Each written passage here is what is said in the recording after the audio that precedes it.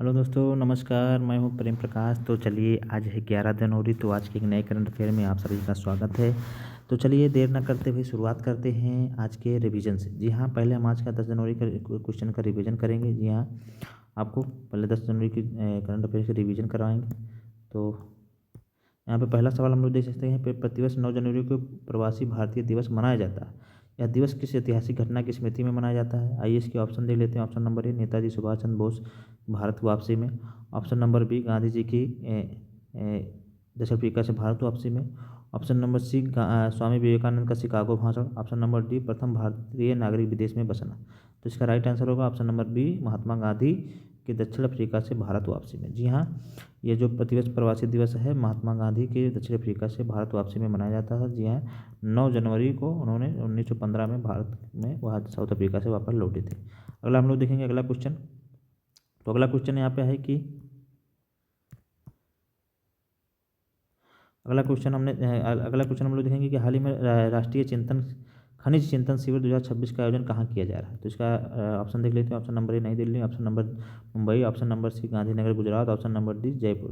तो इसका right answer होगा option number C, Gandhinagar Gujarat में। जी हाँ, हाल ही में राष्ट्रीय खनिज चिंतन शिविर 2026 का आयोजन कहाँ किया जा रहा है? गांधीनगर गुजरात में। अगला क्वेश्चन देखेंगे। अगला क्वेश्चन हम लोग देखेंगे। जी हाँ, अगला क्वेश्चन है कि किस राज्य में कीपन्योर जिले को भारत का पहला बायो हैप्पी जिला घोषित किया गया है? बायो हैप्पी डिस्ट्रिक्ट घोषित किया गया है। इसके ऑप्शन देख लेते हैं। Option number A, Sikkim. Option number B, Arunachal Pradesh. Option number C, Himachal Pradesh. Option number D, Kerala. तो इसका राइट आंसर होगा option number B, Arunachal Pradesh. जी हाँ, अरुणाचल प्रदेश के किपन्योर जिले को पहला बायो हैप्पी जिला घोषित किया गया है। अगला क्वेश्चन देखेंगे। अगला हम लोग देखेंगे रिवीजन का कि संयुक्त राष्ट्र ने यूएन ने 2026 को किस अंतर्राष्ट्रीय वर्ष के रूप में घोषित किया है? जिसे रेजिलेंट पशुपालकों अंतर्राष्ट्रीय का वर्ष घोषित किया गया है। जी है, रेजिलेंट पशुपालकों का अंतर्राष्ट्रीय वर्ष इसे घोषित किया गया है। संयुक्त राष्ट्र ने एफएओ के नेतृत्व में 2026 को international year of the rangelands and pastoralist का घोषित किया है। इसका उद्देश्य जो है घास के मैदानों और उन पर निर्भर चरवाहों पशुपालकों के बारे में वैश्विक जागरूकता बढ़ाना है। तो इसे आप लोग देख सकते हैं। अगला देखेंगे, इसरो ने पृथ्वी अवलोकन उपग्रह यूएसएन को किस प्रक्षेपण यान से रॉकेट लॉन्च करेगा? तो यह PSLV 662 से लॉन्च करेगा। जी हाँ।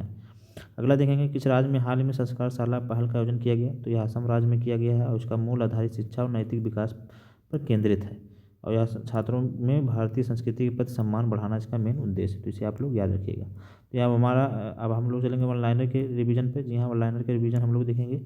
ऑनलाइन में हम लोग देखेंगे कि 53वां विश्व पुस्तक मेला 2026 का आयोजन कहाँ किया जा रहा है? तो ये भारत मंडपम नई दिल्ली में। फिर अगला देखेंगे, नागौरी अश्वगंधा को किस राज्य से जीआई टैग प्रदान किया गया है? तो राजस्थान को प्रदान किया गया है। जी हाँ, राजस्थान ने इसे प्रदान किया है। अगला देखेंगे, जी हाँ, ये 53वां पुस्तक मेला जो है हमारे नई दिल्ली में आयोजित हो रहा है। फिर अगला देखेंगे, चमड़ा निर्यात परिषद का अध्यक्ष किसे नियुक्त किया गया है? तो रमेश कुमार जुनेजा को। नृत्य कला निधि पुरस्कार 2025 से किसे सम्मानित किया गया है? उर्मिला सत्यनारायण को। भुगतान नियामक बोर्ड की पहली बैठक कहाँ हुई? मुंबई में हुई। भारत के 45वें अंटार्कटिक अभियान के तहत किस देश को मैत्री अनुसंधान शोधकर्ता के रूप में शामिल किया गया है? तो ये हमारे यूएई को शामिल किया गया है। जी हाँ, यूएई को। अगला देखेंगे कि महामारी रोग अधिनियम के तहत किसे मानव रेबीज को अधिसूचित रोग घोषित किया गया है? तो यह दिल्ली ने किया। जी हाँ, दिल्ली ने किया। इसे आप लोग याद रखिएगा। तो ये हमारे कुछ रिवीजन थे, वन लाइनर के रिवीजन और कुछ विस्तृत रिवीजन जो हम लोग कल के क्वेश्चन को रिवीजन किया। अब हम लोग चलेंगे आज के पहले सवाल पर। जी हाँ, आज का करंट अफेयर का पहला सवाल हम लोग देखेंगे आज 11 जनवरी का।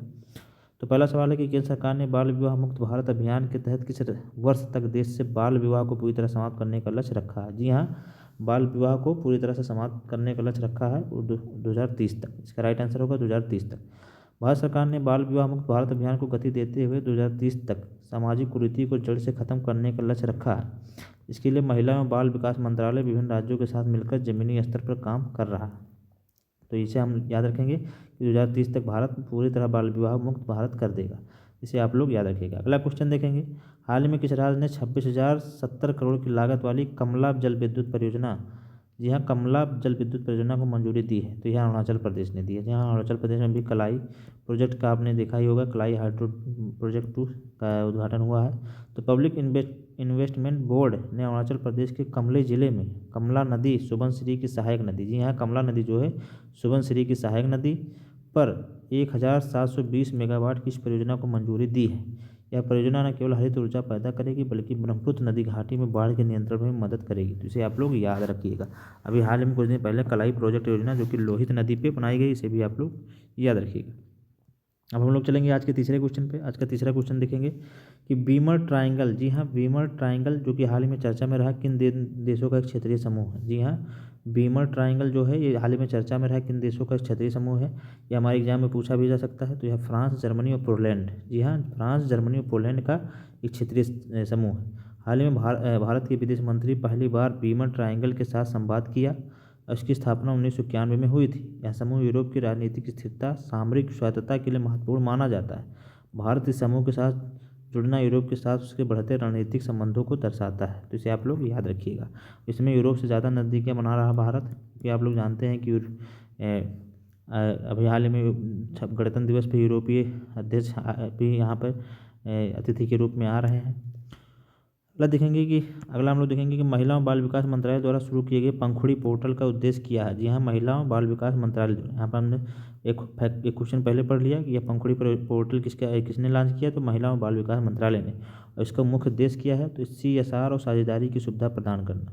पंखुड़ी पोर्टल एक एकीकृत कॉर्पोरेट सामाजिक उत्तरदायित्व डिजिटल पोर्टल है, जिसका उद्देश्य महिलाओं और बच्चों के कल्याण के लिए निजी क्षेत्र की भागीदारी को पारदर्शी बनाना है। तो इसे आप लोग याद रखिएगा।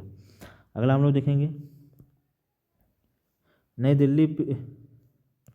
अगला पांचवा क्वेश्चन देंगे कि नई दिल्ली विश्व पुस्तक मेला 2026 new Delhi world book fair का मुख्य विषय थीम क्या रखा गया। जी हाँ, यह है भारतीय सैन्य इतिहास। जो भारत में विश्व पुस्तक मेला अभी नई दिल्ली में हो रहा है, यहाँ पर इसका जो मुख्य थीम क्या है, तो भारतीय सैन्य इतिहास है। 53वां नई दिल्ली विश्व पुस्तक मेला 10 से 18 जनवरी 2026 तक भारत के मंडपम में आयोजित किया जा रहा है। इस बार विषय भारतीय सैन्य इतिहास है। यह भारतीय सेना को समर्पित है। स्पेन इसमें फोकस कंट्री है और कतर जो है गेस्ट कंट्री के रूप में शामिल है। इसे आप लोग याद रखिएगा। यहाँ पर हमने कई क्वेश्चन पढ़ डाले, जिसमें देखिए स्पेन जो है आप फोकस कंट्री और कतर जो है गेस्ट कंट्री के रूप में इसमें शामिल है। और इसका जो विषय है भारतीय सैन्य इतिहास है, और इसका आयोजन जो है भारत मंडपम नई दिल्ली में हो रहा है। यह 53वां विश्व पुस्तक मेला है, जो कि 8 से 10 जनवरी 2026 तक हो रहा है। जिसे आप लोग याद रखिएगा। अगला देखेंगे किस राज्य के कलपेट्टा वायनाड में भारत की पहली पूरी तरह से कागज रहित जिला अदालत का उद्घाटन किया गया। तो ये हमारे केरल में किया गया है। यहाँ केरल के वायनाड जिले के कलपेट्टा में भारत की पहली पूरी तरह से पेपरलेस जिला अदालत शुरू हुई है। जी हाँ, पेपरलेस जिला अदालत। इसका उद्घाटन भारत के मुख्य न्यायाधीश द्वारा किया गया है। इसमें सभी न्यायिक फाइलें और फैसले डिजिटल रूप से होंगे। तो इसे भी आप लोग याद रखिएगा। तो यहाँ हम लोगों ने 6 क्वेश्चन डिस्कस कर लिए। अब हम लोग चलेंगे आज के वन लाइनर के सेगमेंट पे। जी हाँ, वन लाइनर हम लोग डिस्कस करेंगे। तो वन लाइनर में हमने देखा है कि हाल ही में दिवंगत हुए माधव गाडगिल किस क्षेत्र से अपने महत्वपूर्ण योगदान के लिए प्रसिद्ध थे। तो वह पर्यावरण पारिस्थितिकी से एक प्रसिद्ध पर्यावरण और पारिस्थितिकी वेत्ता थे और पश्चिमी घाट पारिस्थितिकी विशेषज्ञ पैनल गाडगिल समिति के अध्यक्ष थे और उन्हें पद्म भूषण से भी सम्मानित किया गया था। इसे भी आप लोग याद रखिएगा। अगला क्वेश्चन देखेंगे WPL किन 2 शहरों में आयोजित किए जाएंगे। जी हाँ, यह बड़ौदा और नवी मुंबई में आयोजित किया जाएगा। WPL जैसा कि आप लोग जानते होंगे महिला प्रीमियर लीग, जो कि सबसे महंगी खिलाड़ी दीप्ति शर्मा जी बनी थी। इसे आप लोग याद रखिएगा। अगला देखेंगे टैक्स RAMPS योजना किसने लॉन्च किया है। तो यह कपड़ा मंत्रालय ने आज लॉन्च किया। कपड़ा मंत्री जो है हमारे गिरिराज सिंह हैं। इसे आप लोग याद रखिएगा। अगला देखेंगे कि BIS ने 19वें जी हाँ 79th स्थापना दिवस पर महिलाओं के सशक्तिकरण हेतु कौन सा योजना शुरू की है। तो इसने साइन योजना, जी हाँ साइन योजना शुरू की है। और साइन के यहाँ फुल फॉर्म देख लेते हैं, standard help inform and nature empowered women. जी, इसे आप लोग याद रखिएगा। ये हमारे एग्जाम में पूछा जा सकता है। अगला देखेंगे कि हाल ही में किस राज्य ने AI मशीन लर्निंग को मंजूरी दी है। तो राजस्थान ने दिया है। अगला देखेंगे कि भारतीय नौसेना किस स्थान पर अपना नया नौसैनिक बेस स्थापित कर रहा है। तो ये हल्दिया पश्चिम बंगाल में। जी हाँ, हल्दिया पश्चिम बंगाल में कर रहा है। अगला देखेंगे भारत का पहला PM मित्र पार्क कहाँ स्थापित किया जा रहा है। तो ये मध्य प्रदेश में। उत्तर प्रदेश का पहला ब्रेल पुस्तकालय कहाँ खोला गया है। तो हमारे लखनऊ में खोला जा रहा है। ये यूपी स्टेशन से संबंधित है। इसे आप लोग जरूर याद रखिएगा। अगला देखेंगे अखिल भारतीय बाघ गणना 2026 किस वन्यजीव अभ्यारण्य से शुरू की गई है। जी हाँ, इसे थनथाई पेरियार से शुरू की गई है। इसे आप लोग याद रखिएगा। और जो बाघों की गणना होती है, इसे आप लोग जानते हैं, बाघों की गणना हर 4 वर्ष पे की जाती है और इसकी शुरुआत 2006 से हुई थी और 2022 में इसकी गणना हुई थी। इसमें 3682 बाघ पाए गए थे और सबसे ज़्यादा बाघ MP में थे, 785 बाघ। और यूपी में हमारे कुल टोटल 205 बाघ थे। इसे भी आप लोग याद रखिएगा। और प्रोजेक्ट टाइगर की जो शुरुआत हुई थी 1973 में हुई थी। इसे भी आप लोग याद रखिएगा। तो और बिग कैट अलायंस जो था सभी बिल्ली प्रजाति के पक्षी इनके लिए जो लॉन्च किया गया था, इसे आप लोग जानते हैं 2023 में 17 सितंबर को मोदी जी के जन्मदिन के अवसर पर इसे लॉन्च किया गया था। और जो बाकी गणना है हाल ही में फिर से शुरू की जा रही है 2026 में। और कहाँ से किस वन्यजीव अभयारण्य से, तो स्थनथाई पेरियार वन्यजीव अभयारण्य से।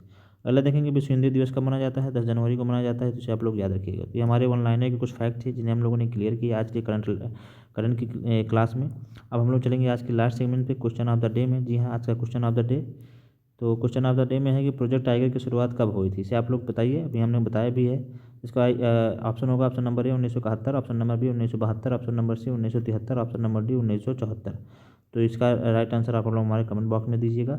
और टाइगर मैन ऑफ इंडिया किसे कहते हैं, इसे भी आप लोग हमारे कमेंट बॉक्स में ज़रूर बताइएगा। इसके साथ साथ टाइगर मैन ऑफ इंडिया किसे कहते हैं, ऑफ इंडिया किसे कहते हैं, और प्रोजेक्ट टाइगर की शुरुआत कब हुई थी, इसका आंसर आप लोग हमारे कमेंट बॉक्स में दीजिएगा। तो आज की क्लास आप लोगों को कैसी लगी, आप लोग हमारे कमेंट करके ज़रूर बताएं।